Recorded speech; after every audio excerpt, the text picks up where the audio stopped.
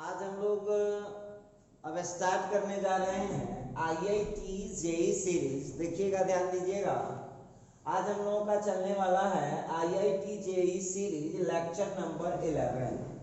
जैसा कि आपको पता है कि मैट्रिक्स पर हम लोग कर चुके हैं, 10 लेक्चर कर चुके हैं। आज हम लोग कर रहे हैं मैट्रिक्स का लेक्चर नंबर 11।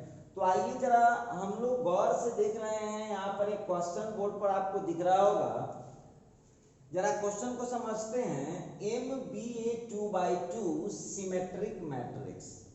एम जो है 2/2 का एक सिमेट्रिक मैट्रिक्स है विथ इंटीजर एंट्री। इस बार आपको जो मैट्रिक्स लेना है वो इंटीजर एंट्री के साथ लेना है। तो लिखता है then M is invertible. M invertible होगा इफ यदि the first column of M is that. आपके पास 4 ऑप्शन है। कह रहा है कि एम जो है एक 2/2 ऑर्डर का सिमेट्रिक मैट्रिक्स है जिसका इंटीजर एंट्री है, मतलब उसका मेंबर टोटल का टोटल इंटीजर है। तो पूछ रहा है कि एम एक इनवर्सिबल मैट्रिक्स होगा तो इसमें से तो इनवर्सिबल का शर्त क्या जानते हैं, डिटरमिनेंट 0 नहीं होना चाहिए। तो चलिए जरा हम लोग इसके लिए अब, और ये क्वेश्चन जो है आपका 2014 एडवांस में पूछा गया क्वेश्चन है। आईआईटी जेई 2014 एडवांस का क्वेश्चन है। तो जरा देखते हैं इस क्वेश्चन के लिए हम लोगों का क्या है कहानी, थोड़ा बात को आगे बढ़ाते हैं। तो आइए अब हम यहाँ पर एक एग्जाम्पल ले लेते हैं। वो खुद बोल रहा है, तो एक मैट्रिक्स ले लेता हूँ ए, जिसका इंट्री मैंने ले लिया है। देखिए ये सिमेट्रिक मैट्रिक्स है, तो सिमेट्रिक मैट्रिक्स में वहां पर लिखना पड़ेगा जहां पर एक्स वाई जेड जो है वो बिलोंग्स टू आई, मतलब इंटीजर है। देखिए आप लोग, तो ये सिमेट्रिक मैट्रिक्स कब होता है? सिमेट्रिक मैट्रिक्स पहचानने का तरीका बहुत सिंपल है। सिमेट्रिक मैट्रिक्स में डायगोनल में कुछ भी लिख दीजिए और जो बाकी कोना का एलिमेंट होता है, कॉर्नर एलिमेंट हो, सेम ले लीजिए, हो गया। तो आपको बोल रहा था 2/2। चलिए अब आपको चारों ऑप्शन में अब आप लोगों को वो जो कह रहा है सो काम करना पड़ेगा। देखिए अब आपको इसमें चेक करना है। आपको पता है ना ये जो क्वेश्चन है वो मोर देन 1 का ऑप्शन वाला क्वेश्चन है, तब कितना ऑप्शन करेक्ट होगा इस पर अभी कुछ नहीं कर सकते हैं। तो चलिए पहला ऑप्शन हम लोग चेक करने जा रहे हैं। क्या बोलता है कि इनवर्सिबल होगा if first column of M. ध्यान दीजिएगा, क्वेश्चन में बोलता है सबसे पहले तो आप यहाँ क्या कीजिए, इसका डिटरमिनेंट आप निकाल लीजिए। डिटरमिनेंट ऑफ ए, तो एक्स वाई वाई जेड, आपका आंसर कितना हो जाएगा, x into z minus y square. अच्छा, वो बोलता है कि वो इनवर्सिबल होना चाहिए। इसका मतलब क्लियर है कि डिटरमिनेंट इसका 0 नहीं होना चाहिए। चलिए अब सवाल पर चलिए, आप जो कहता है सो काम कीजिएगा। ऑप्शन ए को चेक कर रहा हूं। बोलता है फर्स्ट कॉलम ऑफ एम। खोजिए फर्स्ट कॉलम कहाँ है, जरा क्वेश्चन में खोजिएगा। तब फर्स्ट कॉलम ऑफ एम जो आप देख रहे हैं, ये फर्स्ट कॉलम ऑफ एम जो है वो बोलता है first column of M is the transpose of second row of M. तो सेकेंड रो कहाँ, जरा देख लीजिएगा, सेकेंड रो का ट्रांसपोज है। मैं नहीं बोल रहा हूं, देखिए ऑप्शन पहला बोलता है first column of M. M का जो फर्स्ट कॉलम है ये ट्रांसपोज है सेकेंड रो का। तो कर लीजिए ना, सेकेंड रो का है तो क्या हो जाएगा, x y is equal to, इसका ट्रांसपोज करेंगे तो ये वाजेड हो जाएगा। सब इसी जगह से निकल जाएगा, देख लीजिएगा। तो यहाँ क्लियर है कि x का वैल्यू y हो गया और y का वैल्यू z हो गया। इस दोनों से मिला लेंगे तो x is equal to y is equal to z हो जाएगा। अब x is equal to y is equal to z हो जाएगा। अब वहां पर 1 में डाल दीजिए, फ्रॉम 1 चेक करना पड़ेगा। इस केस में डिटर्मिनांट 0 आता है या नहीं आता है, वक्त बताएगा। तो डालिए एक्स वाई जेड तीनों को एक कर दीजिए, तीनों सेम ही है। तो मान लीजिए कि जेड के जगह भी हम एक्स रख दिए और वाई के जगह भी एक्स रख दिए, तो x square minus x square कितना आ गया, 0। इसका मतलब है कि डिटर्मिनांट ऑफ ए 0 आ गया, therefore matrix A is not invertible. इसका मतलब क्लियर है कि ये जो ऑप्शन है ये गलत हो चुका है। एक ऑप्शन को हमने चेक कर दिया है कि ऑप्शन ए इसका रॉन्ग हो चुका है। देखिए तो ये फाइनल हो गया कि ऑप्शन ए इसका सही नहीं है, ऑप्शन ए इसका गलत है। चलिए कोई दिक्कत नहीं है। अब बात करता हूं ऑप्शन बी पर। चलिए ऑप्शन बी क्या कहता है, जरा गौर कीजिएगा। The second row of M का second row is the transpose of first column. चलिए घबराइएगा नहीं, लिखता है the second row of M. खोजिए जो एम मैट्रिक्स है, सॉरी मैट्रिक्स को एम दिया हुआ था, मैट्रिक्स को एम दिया हुआ है तो आप भी एम दीजिए। मैट्रिक्स को एम दिया था तो इसको एम दे दीजिए। देखिए वो क्वेश्चन क्या बोलता है, बी ऑप्शन चेक कर रहा हूं। Second row of M, M का सेकंड रो कहाँ है, खोजिए। तो सेकंड रो है वाई जेड इक्वल है is the transpose of first column. First column का ट्रांसपोज है, देख लीजिएगा। तो एक्स वाई है फर्स्ट कॉलम, इसका ट्रांसपोज कीजिएगा, क्या हो जाएगा। तो y z is equal to, इसका जब ट्रांसपोज करेंगे तो ये लीजिए। तो यहाँ से यदि हम इक्वलिटी लगा दें तो y का वैल्यू x के बराबर हो जा रहा है और z का वैल्यू y के बराबर, इस दोनों को मिला ले। x is equal to y is equal to z check हो चुका है। x is equal to y is equal to z के लिए अभी अभी हम लोगों ने यहाँ पर चेक किया था कि इस केस में जो डिटर्मिनेंट वैल्यू आता है वो कितना आ जाता है, 0 आ जाता है। इसका मतलब है कि यहाँ जो होगा m इज नॉट इनवर्सिबल होगा। इसका मतलब है कि इसका ये भी कंडीशन फॉल्स हो गया। तो यहाँ पर डिटर्मिनेंट जब 0 आ गया तो ये आप उसको इनवर्सिबल, मतलब केस बी भी, इसका जो ऑप्शन बी है वो ऑप्शन बी भी गलत है। चलिए दोनों को हमने चेक कर दिया है। आइए अब जरा हम चेक करते हैं ऑप्शन सी को, ठीक है। अब ऑप्शन सी को जरा चेक कर लेते हैं, क्या कहता है नहीं कहता है तो वक्त ही बताएगा हम क्या बोले। देखिए अब हम ऑप्शन सी पर चलते हैं। चलिए ऑप्शन सी को जरा चेक करते हैं हम। तो बोलता है यम इज ए डायगोनल मैट्रिक्स। अब ध्यान देना भाई, एम यहाँ एक डायगोनल मैट्रिक्स है, एम डायगोनल मैट्रिक्स है with non zero in the main diagonal. तो मेन डायगोनल में नॉन जीरो, ये लीजिए, ठीक है बोला। और ये दे देगा 0 0 तब ये ना। और यहाँ क्लियर है कि यहाँ x और z का वैल्यू 0 नहीं होना। तो हम आपसे पूछते हैं, मैं थोड़ी ना बोल रहा हूँ, जरा क्वेश्चन को देखिएगा। क्वेश्चन क्या बोलता है, सी नंबर ऑप्शन देखिए। एम एक डायगोनल मैट्रिक्स है जिसका विथ नॉन जीरो एंट्री, जिसका जो एंट्री है मेन डायगोनल में वो नॉन जीरो है। अच्छा एक बात बताइए, अब यहाँ हो जाएगा डिटर्मिनेंट ऑफ एम, तो x 0 0 z।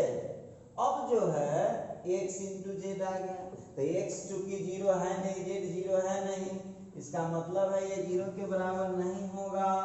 इसका मतलब है कि m इज क्या हो जाएगा, इनवर्सिबल। यहाँ m हो जाएगा इनवर्सिबल, तो m इनवर्सिबल हो जाएगा। इसका मतलब है कि ये ऑप्शन इसका बिल्कुल सही है।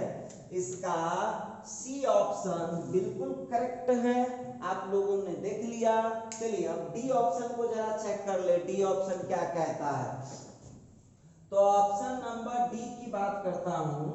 ऑप्शन जो डी है हम लोगों का क्या है, ऑप्शन डी कहता है प्रोडक्ट ऑफ इंक्रीज, जरा देखिएगा ऑप्शन डी पर, product of entries in main diagonal of M, ध्यान दीजिएगा, product of entries in the main diagonal of M is not the square of an integer. अब देख लीजिएगा, लिखता है कि product of entries in the main diagonal, तो आप क्या लिए हुए हैं, एम लिए हुए हैं, एक्स वाई वाई जेड। अब देखिएगा product of entries in the main diagonal of M is not square, तो हम आपसे पूछ रहे हैं तो डिटर्मिनेंट इसका कितना है, x z minus y square, और वो क्लियर कर दिया है इस दोनों का जो प्रोडक्ट होगा ये स्क्वायर होगा ही नहीं, नॉट इक्वल टू स्क्वायर। तो जब ये स्क्वायर नहीं होगा तो हम दावे के साथ कह सकते हैं कि जब स्क्वायर नहीं होगा तो वाई स्क्वायर होने का सवाल ही नहीं उठता है। तो जब यहाँ पर डिटर्मिनेंट ऑफ एम, तो यहाँ हो गया नॉट स्क्वायर, ठीक है, और यहाँ पर माइनस वाई स्क्वायर, इसका मतलब है कि आंसर जो आए जीरो नहीं आने वाला है, चाहे दूसरा जो आंसर आ जाए तो स्क्वायर आ जाता सेम टू सेम तब ना जीरो हो जाता। तो इसका मतलब है कि यहाँ पर जो m है वो क्या हो जाएगा, वो इनवर्सिबल होगा, डिटर्मिनेंट इसका जीरो नहीं आ रहा है, इसका मतलब है m क्या होता है, ये ऑप्शन क्या हो गया, सही हो गया। तो आपने यहाँ पर देखा कि इसका ऑप्शन सी और ऑप्शन डी दोनों करेक्ट है, तो इसका आंसर क्या लिख सकते हैं आप लोग, इसका आंसर लिख सकते हैं सी और डी। तो इसका आंसर आप लोगों को मिल जाएगा सी और डी। अच्छा ठीक है, जरा यहाँ पर ध्यान दीजिएगा, तो आप लोगों को यहाँ पर एक चीज क्लियर समझ में आ गया है कि इस क्वेश्चन का आंसर दो सही है, और आपको पता है कि एडवांस में जो क्वेश्चन पूछता है वो आपको इतना आसान नहीं पूछेगा, इतना जल्दी अप्रोच पर नहीं पहुंच पाते हैं लोग। देखिए एडवांस क्यों हार्ड लगता है बच्चों को, बहुत आसान, आपको बहुत सारा एडवांस का क्वेश्चन बनाया, बस अप्रोच थोड़ा सा सोचिएगा तो सब बच्चे जो है दिमाग लगाइए, थोड़ा दूर का सोचिएगा तो बड़ी इजीली सॉल्व हो जाता है, और मैंने बहुत सारे क्वेश्चन सॉल्व किए हैं, उस पर आप लोग प्रैक्टिस कीजिए। तो चलिए अब एक और क्वेश्चन आ गया है, ये भी जो है एक 14 एडवांस का क्वेश्चन है, जरा इस पर ध्यान दीजिएगा। लिखता है if the adjoint of A 3x3 order matrix P is, देखिए P नहीं दिए हुआ है, P का एडजॉइंट दिए हुआ है, तो लिखता है then the possible values of determinant of P। तो देखिए एडजॉइंट ऑफ P का नहीं पूछ रहा है जो डायरेक्ट निकाल दीजिएगा, दिया हुआ है इसका एडजॉइंट और पूछ रहा है P का डिटर्मिनेंट। अब तो बहुत स्टूडेंट इसी में कंफ्यूज हो गया कि सर एडजॉइंट मैट्रिक्स दिया होगा, एडजॉइंट तो आप आसानी से निकालना जानते हैं, लेकिन जब एडजॉइंट दिया होगा तो मैट्रिक्स निकालने आपको आता ही नहीं, तो उस केस में क्या करना होगा। तो सबसे पहली बात देखिए, जो क्वेश्चन कह रहा है हमको चलना है क्वेश्चन के मुताबिक, ठीक है। अब देखते हैं, अब यहाँ जो क्वेश्चन हम लोगों को दिख रहा है, जो जो चीज दिया हुआ है, एडजॉइंट ऑफ P कितना है, तो P का एडजॉइंट है 1 4 4 2 1 7 1 1 3, क्लियर है। अब देखिए कुछ नहीं कीजिए, आप लोगों को ये तो पता है, अब आप क्या कीजिए, इसका हमको निकालना क्या है, पूछ रहा है डिटर्मिनेंट ऑफ P का वैल्यू क्या होगा। पढ़िए सवाल को पढ़िए, adjoint of 3x3 matrix P is इतना, then the possible values of determinant of P, तो p का जो पॉसिबल वैल्यू जो होगा वो कितना हो सकता है, इसी पर आज हम लोग चर्चा करने वाले हैं। तो आइए जरा हम बात करते हैं। हम लोगों को एक फार्मूला पढ़ाया गया होगा, याद होगा, determinant of adjoint of A is equal to होता है, ये 3/3 का मैट्रिक्स है, ठीक है। तो जब 3/3 का मैट्रिक्स है तो यहाँ पर n का वैल्यू कितना हो गया, 3 हो गया। आई एडजॉइंट ऑफ ए का हम फार्मूला पढ़ के आए हैं, determinant of adjoint of A equal to होता है determinant of A to the power n-1। अब देख लीजिए क्वेश्चन में आपसे मांग क्या रहा था, p का डिटर्मिनेंट आपको दिया हुआ क्या है, एडजॉइंट ऑफ p आपको दिया हुआ। तो चलिए आपको एडजॉइंट ऑफ p, तो इसका डिटर्मिनेंट यदि निकाल देते हैं, n आपको मालूम ही है, तो बहुत आसान हो जाएगा ये क्वेश्चन। तो अब यहाँ पर देख लीजिएगा, यहाँ पर पहले एडजॉइंट ऑफ p का डिटर्मिनेंट की, जितना फास्ट आपका ब्रेन काम करता है, जितना फास्ट आपका दिमाग काम कर रहा है, देखिए बार बार आपको हम एक ही चीज बोलते हैं, कोई क्वेश्चन हार्ड नहीं होता है, कोई आसान नहीं होता है। जिस क्वेश्चन के रिजल्ट तक जितना जल्दी पहुंच गए वो आसान हो गया, और जिसको पहुंचने में मुश्किल हुआ वो एडवांस हो गया। तो घबराइए नहीं। आइए अब इसका हम लोग निकालते हैं डिटर्मिनेंट। एक्सपेंड कर दीजिए, कहीं से एक्सपेंड कीजिए, कोई फर्क नहीं पड़ता है। तो ये हो जाएगा, हमने इसको एक्सपेंड किया, एक्सपेंडिंग बाई r1। चलो भाई देख लेना, ध्यान देना। अब इसको हम r1 से एक्सपेंड कर रहे हैं, गौर कीजिएगा, r1 से इसको हम एक्सपेंड कर रहे हैं। ये r1 यहाँ एक्सपेंड कीजिए, आप r1 से एक्सपेंड हो रहा है, लीजिए। तो R1 का जो फर्स्ट एंट्री है वो क्या है, तो हो जाएगा 1 के लिए रो छोड़ दीजिए, कॉलम 1 7 1 3, ये पॉजिटिव फिर नेगेटिव हो जाएगा। देखिए बार बार एक ही चीज नहीं होगा। 4 के लिए हो गया 2 7 1 3, और फिर देख लीजिएगा +4 के लिए फिर से हो जाएगा 2 1 1 1। क्लियर है। अब जो है यहाँ पर 1 के लिए 3 - 7, 4 के लिए 6 - 7, और फिर +4 के लिए 2 - 1, तो हो गया 1 × -4, 4 × -1, और 4 × +1, तो -4 हो गया, +4 हो गया, फिर यहाँ का 4 हो गया, -4 से +4 कट गया। अब यहाँ से निकल गया determinant of adjoint of p is equal to 4। कुछ नहीं करना है, अब आप फार्मूला पर डाल दीजिए, सिंस एडजॉइंट ऑफ p का डिटर्मिनेंट इज इक्वल टू हो जाएगा determinant of p to the power n-1। Adjoint of p का डिटर्मिनेंट 4 है, p का डिटर्मिनेंट चाहिए, n का वैल्यू 3 है, डाल दीजिए, क्योंकि n का वैल्यू यहाँ पर 3 है। तो अब यहाँ हो जाएगा 4 is equal to determinant of p का होल स्क्वायर। तो यहाँ से determinant of p is equal to ±√4। तो आंसर कितना आ गया, +-2। देखो इस तरह से तो आपका 2 आंसर आ चुका है, इसका एक आंसर आ चुका है +2, और एक आंसर आ चुका है -2। तो आप देख लीजिए उसमें आपका आंसर कौन है, तो आपका आंसर इसमें आ गया है कौन सा, आंसर हो गया है, एक आंसर ए है और दूसरा आंसर डी है। आप मिला लीजिए, मेरे हिसाब से कहीं आपको कोई दिक्कत होने वाला नहीं है। तो इस तरह से आप इजीली क्वेश्चन को बना पाएंगे। सब लोग इसका स्क्रीनशॉट ले लीजिए, बहुत आसान क्वेश्चन था। देखो एडवांस का क्वेश्चन था लेकिन था बहुत आसान। ये जो क्वेश्चन मैं बना रहा हूँ ये मोर देन 1 ऑप्शन का था क्वेश्चन, बहुत इजीली आप लोग इसको बना पाइएगा।